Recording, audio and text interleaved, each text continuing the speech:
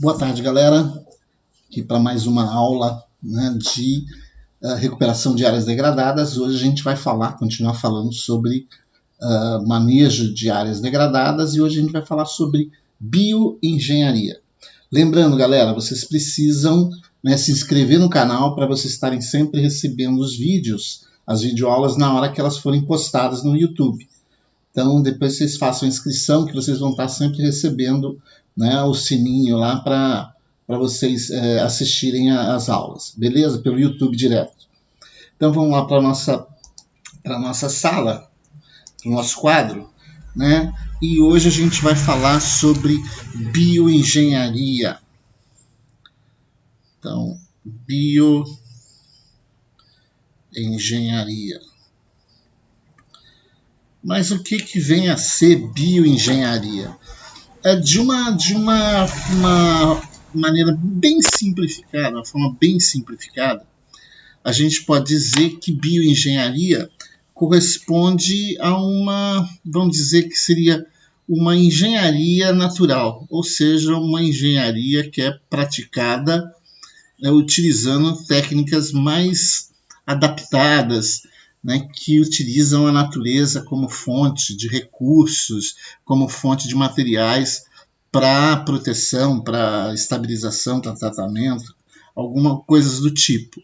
Então a gente entenderia essa engenharia natural como esse conjunto de técnicas, né, as técnicas mais diversas, seja para proteção de recursos d'água, né, seja para estabilização de encostas, né, uma encosta que esteja em risco de ser erodida, ou pelo menos que ocorra um deslizamento, um movimento de massa, né, e também para tratamento de eventos que já ocorreram, por exemplo, né, diminuição da ação das vassourocas, ou controle de vassourocas, ou controle da erosão. Então, você utilizando essas técnicas que sejam, né, adaptadas para esse tipo de problemas, né, esses tipos de problema.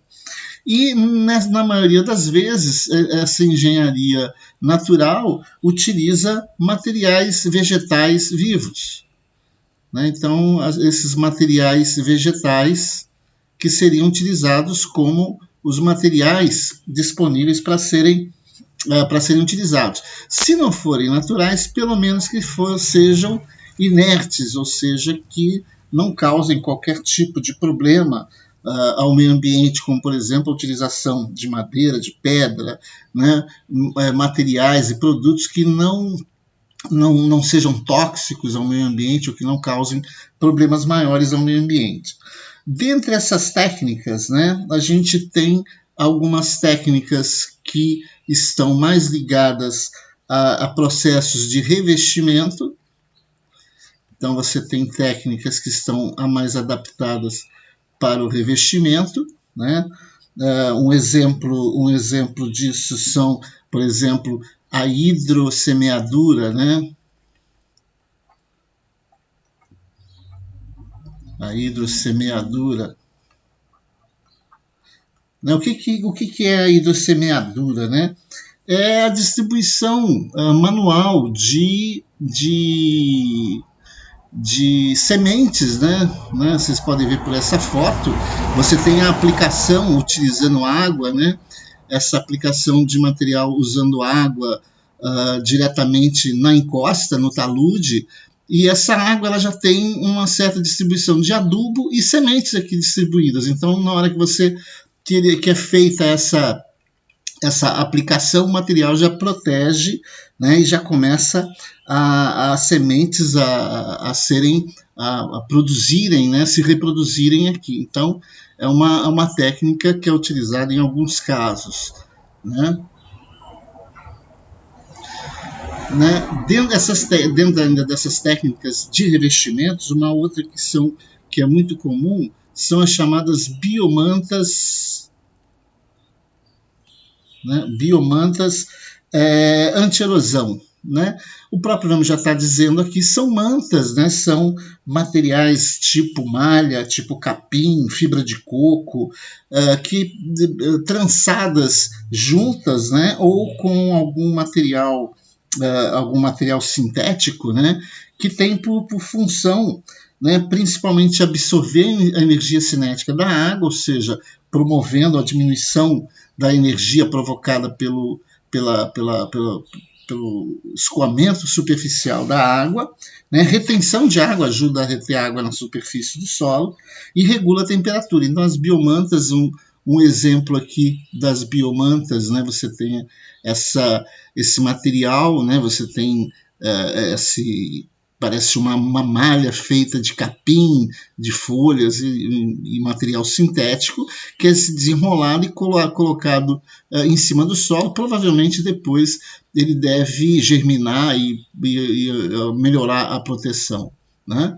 Além dessas que são utilizadas como revestimento, eu tenho também a utilização de geotextiles, né?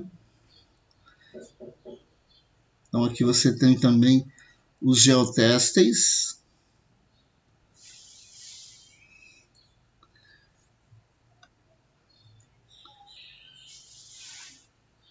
Peraí.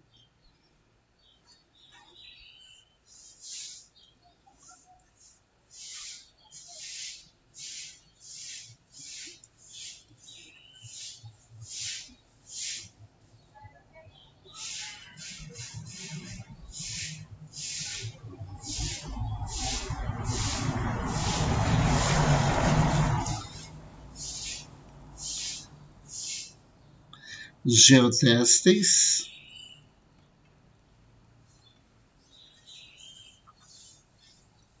Os geotextiles são uma mistura de feltro, de fibras de poliéster ou polipropileno, que ele tem as mesmas funções lá das biomantas, né?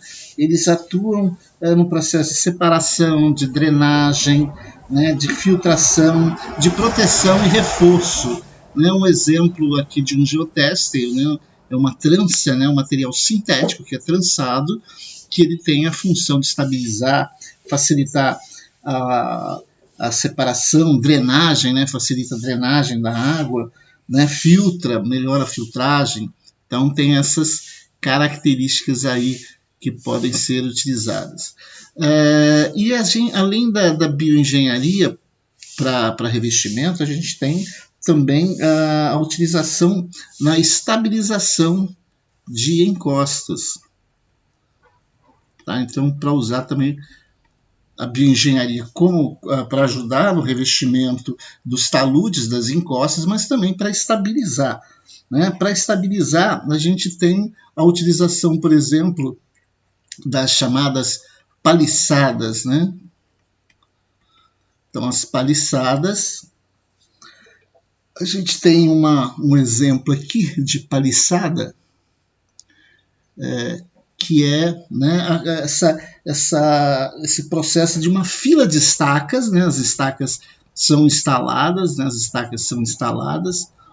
de forma a proteger, elas são enterradas no solo, né, e esse material, né, novas toras vão sendo instaladas, né, formando essa proteção, né, ajudando os processos de evitar que esse material dessa encosta, desse talude aqui, eles continuem o seu caminhamento para baixo. Então, essa é uma forma de proteger, né, a encosta, utilizando materiais que já estão disponíveis no próprio lugar, no caso, né, troncos de árvores locais. Um outro material que também é utilizado nos processos de estabilização é o entrelaçamento vivo. O entrelaçamento vivo é uma outra técnica que é utilizada, né, de forma, nesse caso aqui, para proteger a encosta, né, dessa margem fluvial aqui.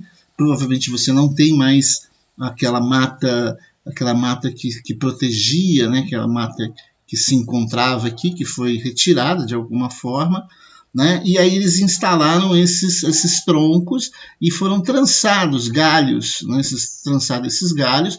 Então, tem, ao mesmo tempo que protege a encosta aqui da ação do processo erosivo da ação da água, ao mesmo tempo retém material que provavelmente a erosão carregue para as partes mais baixas, e esse material fica retido nessa paliçada, nesse entrelaçamento aqui de raízes, de galhos, de tocos, né, que vão sendo utilizados para segurar, para evitar que esse material caia no canal fluvial. Tá? Então, uma outra técnica que também é utilizada.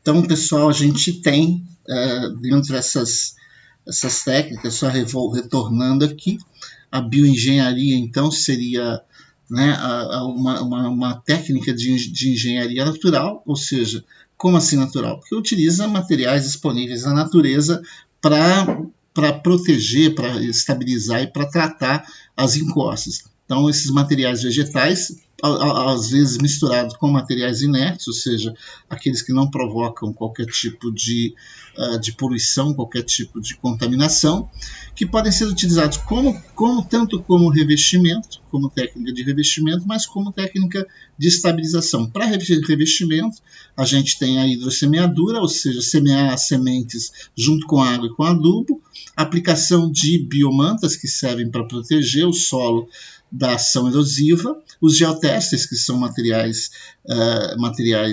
sintéticos, né, uma manta, um trançado feito de materiais sintéticos, e para estabilização, utilizando só produtos naturais, a gente tem as paliçadas, que visam proteger as encostas de deslizamentos através da utilização de troncos de madeira, e o entrelaçamento vivo, que também mistura a técnica de paliçada, só que em vez dos troncos, utiliza mais galhos, cipós, materiais disponíveis de forma mais fácil numa região vegetal, tá? Numa região revegetada.